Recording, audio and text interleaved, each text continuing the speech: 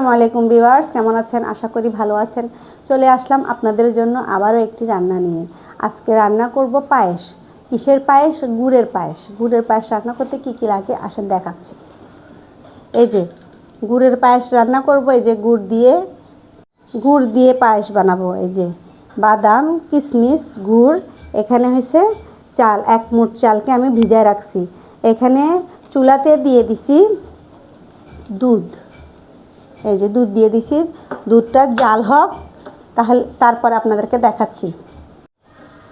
এই পাশে আমার দুধগুলা সিদ্ধ হয়ে গেছে, আর এই পাশে আমি পানিতে এই যে গুড়গুলা কেটে রাখছি।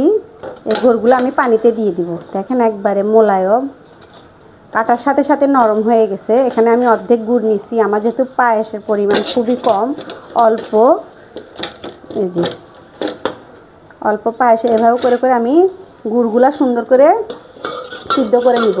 কারণ আপনারা যারা এভাবে পায়েস বানান গুড় দিয়ে, তারা জানেন যে গুড়গুলা শুধু আপনার সিদ্ধ করে যদি না দিই, এভাবে পানিতে করে না দিই, তাহলে দুধগুলা ফেটে যাবে।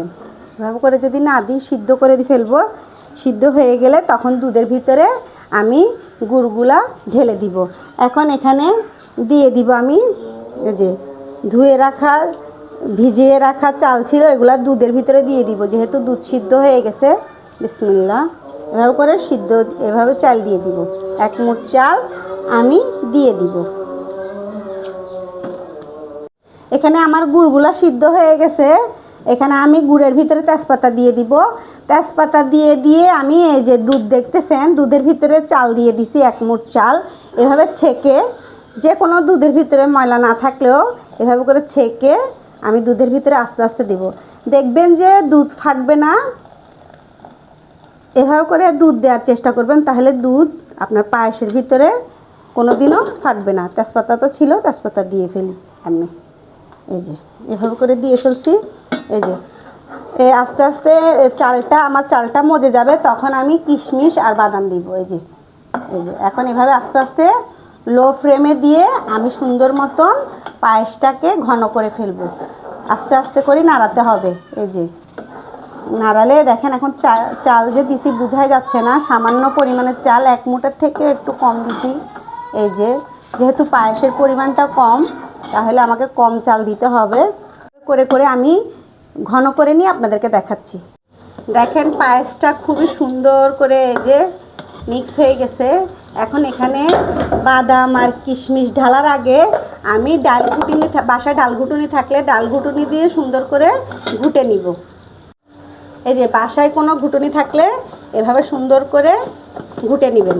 এই যে এভাবে করে আমার চালটা হয়ে গেছে আমরা যেরকম খিচুড়িটা একটু ঘুটে নিই, সেরকম আপনি চালটা একটু ঘুটে নেবেন। এই যে ঘুটে নেওয়া হলে এই যে সুন্দর করে ঘুটে নিচ্ছি।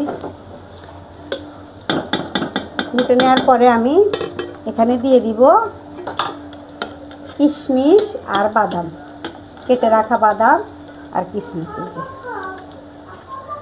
কিশমিশ আর বাদাম দিয়ে দিব। কিশমিশ বাদাম দিয়ে আমি 5 মিনিট অপেক্ষা করব। 5 মিনিট পরে আপনাদেরকে দেখাচ্ছি। এই যে আমার পায়েসটা খুবই সুন্দর মতো হয়ে গেছে। দেখেন খুবই সুন্দর মতো পায়েসটা হয়ে গেছে। আমি পায়েসটাকে ঢেলে নিব। এই যে পায়েসটাকে সুন্দর মতন ঢেলে নিব। এই যে দেখেন গরম, এটার উপরে এভাবে আমি সুন্দর মতন বাদাম আর কিশমিশ কয়েকটা রেখে দিয়েছিলাম, এগুলো আমি দিয়ে দিব দেখতে সুন্দর লাগার জন্য। এই তো এভাবে রেডি হয়ে গেল অল্প সময়ে আমার এই যে গুড়ের পায়েস রেডি হয়ে গেছে অল্প সময়ে। তাহলে দেখে নিলেন আমি অল্প সময়ে গুড়ের পায়েস রেডি করে ফেলছি আপনাদের জন্য। ভালো লাগলে অবশ্যই আমার পাশে থাকবেন।